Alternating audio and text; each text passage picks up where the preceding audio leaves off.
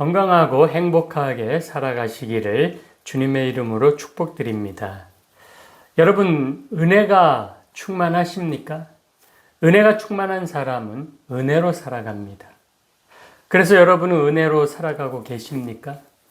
은혜로 살아간다면 우리의 삶은 기적을 이루며 사는 것입니다.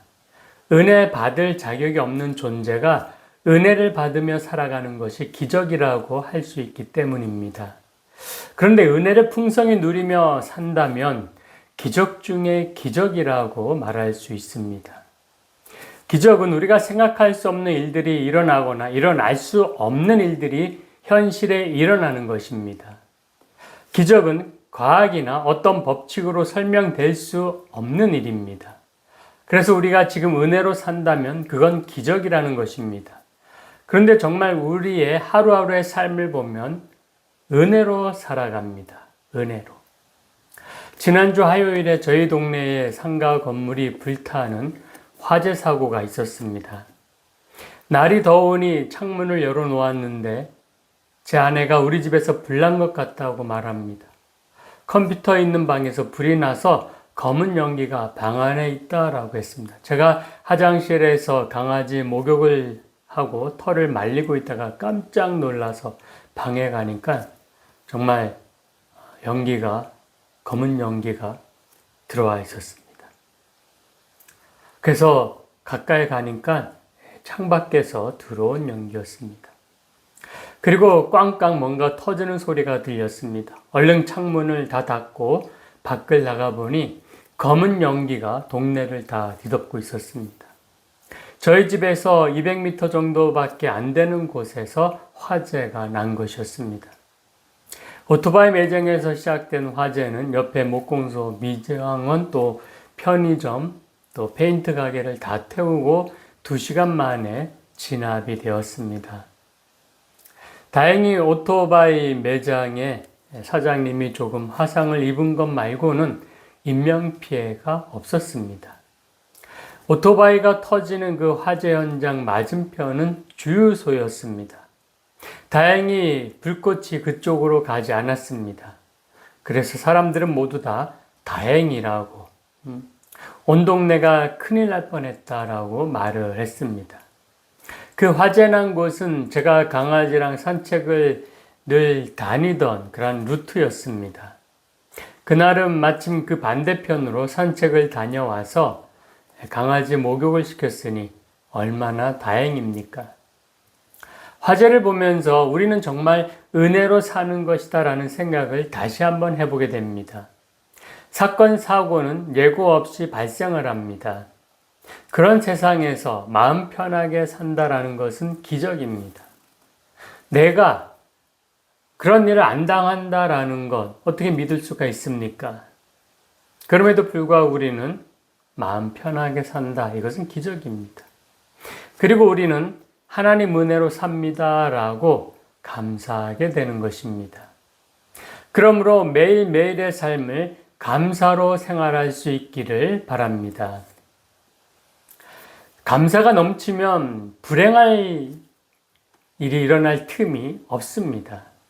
그래서 지난주에 함께 읽었던 데살로니가 전서는 우리가 은혜로만 살아가는 길을 제시해 주는 것입니다. 항상 기뻐하라, 쉬지 말고 기도하라, 범사에 감사하라. 이것이 그리스도 예수 안에서 너희를 향하신 하나님의 뜻이니라. 아멘. 항상 기뻐하는 곳에 불행이 생길 틈이 없습니다. 쉬지 말고 기도하는 중에 사탄이 끼어들 틈이 없습니다.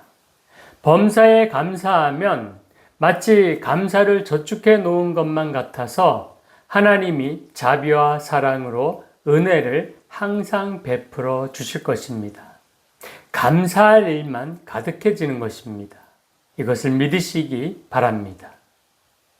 인상 쓸 일 많고 걱정과 불안이 많고 염려가 많은 생활을 하신다고 생각하는 사람은 오늘부터 기쁨과 기도와 감사로 생활하시기 바랍니다. 이러한 조건이 눈에 보이지 않는데 어떻게 기뻐하며 감사하며 살겠는가 하고서 이해가 안 되시는 분은 억지로라도 만들어서 기뻐하고 감사하시기 바랍니다. 기도하면 기쁨과 감사가 기도하는 여러분 마음을 모두에게 채워지게 될 것입니다. 그 기도로서 여러분의 마음을 기쁨과 감사로 두드리게 될 것입니다. 그러면 남들이 저건 불행이다라고 말하는 일이 발생한다 할지라도 기쁨과 기도와 감사의 삶을 사는 우리에게는 불행이 아니라 감사와 찬양으로 보일 것입니다. 이 얼마나 놀라운 기적입니까? 그래서 은혜로 사는 우리는 기적의 삶을 사는 것입니다. 소경이 눈을 뜨고 앉은 맹이가 일어나고 죽은 자가 살아나는 것만이 아니라 하나님 은혜로 사는 우리의 삶이 기적인 것입니다. 진정한 기적이신 예수 그리스도와 동행하는 은혜로 사는 삶이기 때문입니다.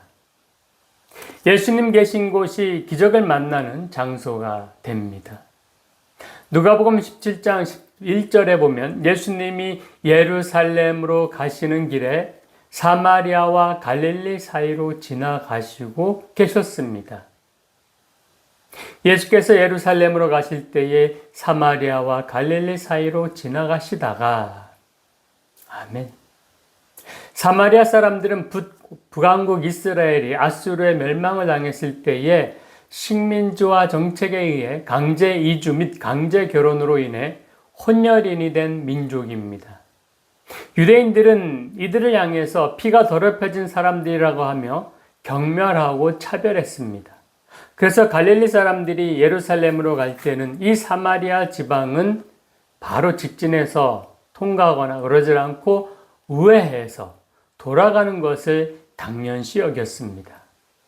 그런데 예수님께서는 오늘 말씀해 보니까 우회하지 않으시고 갈릴리에서 사마리아의 경계선을 그냥 통과해서 예루살렘으로 향하시는 중이었습니다. 그리고 사마리아를 통과하면서 어느 한 마을에 들어서십니다. 한 마을에 들어가시니 나병 환자 10명이 예수를 만나 멀리 서서 아멘. 이 사마리아 지역의 한 마을에 나병 환자들이 모여 살고 있었던 모양입니다. 나병이 걸리면 마을에서 추방되어 혼자 살아남아야 하기 때문에 같은 처지의 나병 환자들끼리 함께 모여 살게 됩니다. 특별히 성경은 이 병을 영적인 의미로 바라봅니다. 나병이라는 것은 신경 감각이 사라지는 병입니다. 둔해지는 병입니다. 손가락이 부러지고 상처가 나도 도무지 아픈 줄 모르는 병입니다.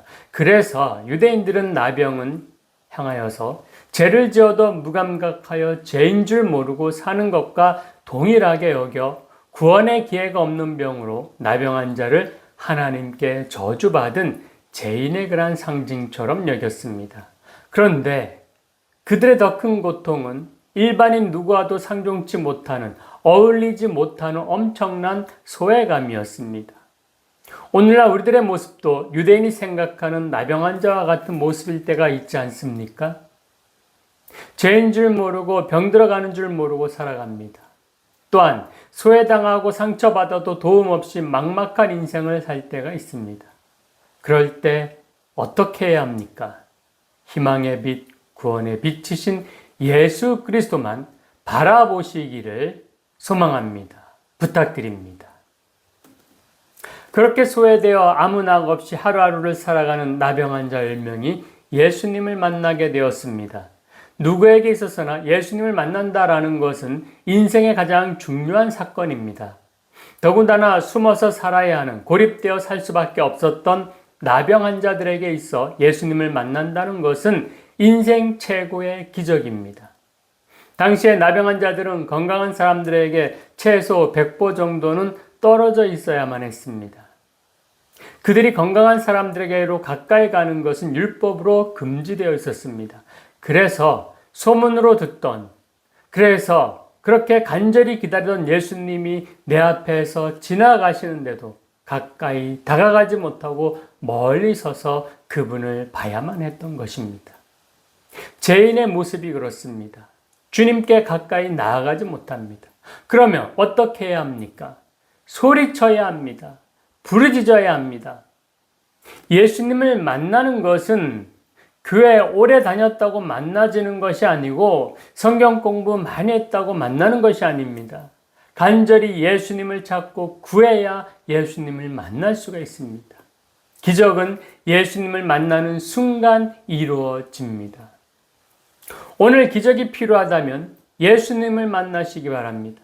내가 신앙생활 하는데도 여전히 괴롭고 두렵고 힘들다면 진정으로 예수님을 만나는 그 기적을 체험할 수 있기를 바랍니다. 또한 오늘 이 자리가 살아계신 예수님을 다시 만나는 복된 자리가 되기를 축복합니다. 누가복음 17장 13절입니다. 소리를 높여 이르되 예수 선생님이여 우리를 불쌍히 여기소서 하거늘. 아멘. 나병한 자들은 질병으로 인해 죄로 인해 사회적인 규범으로 인해 멀리 서서 주님을 볼 수밖에 없었지만 그 먼 거리를 채우는 간절함이 있었습니다. 소리 높여 부르짖었습니다. 예수님, 예수님, 우리를 불쌍히 여기소서. 우리를 불쌍히 여겨 주소서. 부르짖는 기도는 간절함입니다. 하나님이 못 들으셔서 크게 기도하는 것이 아니라 간절하기 때문에 부르짖을 수밖에 없는 것입니다. 예레미야 33장 3절입니다. 너는 내게 부르짖으라. 내가 내게 응답하겠고 내가 알지 못하는 크고 은밀한 일을 내게 보이리라. 아멘. 기적은 간절함에서 시작되는 줄 믿으시기 바랍니다. 비록 멀리 서서 예수님을 바라보더라도 예수님은 결코 못 본 척 외면하지 않으십니다. 그런 분께 소리 높여 부르짖어 구하면 더 빨리 더 가까이 오시지 않겠습니까? 예수 선생님이여 우리를 불쌍히 여기소서. 나병한 자들은 예수님을 능력 있는 랍비, 즉 선생님으로 이해했습니다. 그럼 그들에게 예수님은 가서 제사장들에게 너희 몸을 보이라 라고 간단하게 말씀하셨습니다. 이스라엘에서는 문둥병으로 판명될 때, 또 문둥병에서 회복되었을 때 반드시 율법대로 제사장에게 보이고 그 확인을 받아야만 했습니다. 그래야 그들은 정상적인 생활하든지 또는 문둥병 모인 사람들 가운데서 살게 되는 거죠. 그래서 그들은 예수님의 그 말씀을 믿고 제사장이 있는 성읍으로 가기 시작을 했습니다. 그리고 그들이 제사장에게 가는 도중에 자신들의 몸이 깨끗하게 나았음을 알게 되었습니다. 그런데 그 10명 중에서 사마리아인 한 명만 다시 예수님께 돌아왔고 나머지는 제사장에게로 가서 깨끗함을 판정받고 자기의 고향집으로 돌아갔습니다. 하늘의 저주를 받아 생긴 나병은 가족은 물론 아무도 저척할 수 없는 철저한 그런 격리된 삶을 살아야만 했습니다. 스스로 나는 부정하다 소리치면서 자신이 나병한 자임을 알려서 다른 사람의 접근을 막고 그나마 생명을 연장해 보겠다고 구걸해야 하는 그러한 삶은 참으로 멸시와 천대의 삶입니다. 세상 사람들로부터 거부당하고 거절당하는 것만큼 절망적인 상황이 어디 있겠습니까? 또한 부모, 형제, 아내, 자식들이 얼마나 보고 싶고 그리웠겠습니까? 그런데 10명의 나병 환자가 예수님을 만나자 그들의 절망과 고독, 멸시와 천대의 눈빛, 구걸의 삶, 저주와 비참한 삶이 일시에 사라지게 되었습니다. 기적이 일어난 것입니다. 빨리 가족에게 보여주고 싶고 가족을 빨리 만나고 싶었을 것입니다. 그래서 나병한 자 9명은 제사장에게 나아가 문둥병 치유 확정을 판명받고 고향으로 가족에게로 바로 달려갔습니다. 그러나 한 사람, 사마리아 나병한 자는 예수님께로 다시 달려 돌아갔습니다. 왜 이들이 서로 다른 결정을 하게 되었을까요? 나병이 나은 것은 기적입니다. 그러나 이 기적을 바라보는 관점이 진정한 기적을 체험하게 됩니다. 9명의 나병한 자들은 관점이 자신들에게 있었습니다. 자신들이 병에 걸린 건 억울한 것이고 자신들의 병이 나은 건 운이 좋은 것입니다. 그래서 그동안 자신들이 누리지 못한 것을 누리기에 집으로 가게 된 것입니다. 반면 사마리아인 나병 환자 한 명은 관점이 달랐습니다. 그가 예수님께로 다시 돌아온 것은 나병의 치유가 은혜임을 알았습니다. 누가복음 17장 19절에서 예수님이 선포하신 내용이 무엇입니까? 그에게 이르시되 일어나 가라. 내 믿음이 너를 구원하였느니라 하시더라. 아멘. 즉 돌아온 사마리아인은 육신의 질병에서만 구원을 받은 것이 아니라 죄에서도 영적 구원을 받았습니다. 사마리아인 나병 환자는 기적을 체험하고 예수님이 메시아임을 깨달았습니다. 나병 환자로서 자신의 존재를 바닥까지 내려놓았을 때에 나를 일으키고 나를 세우시는 주님을 바라보게 되었습니다. 결국 그에게 기적은 병이 나은 것이 아니라 구원받은 것이 바로 기적이었습니다.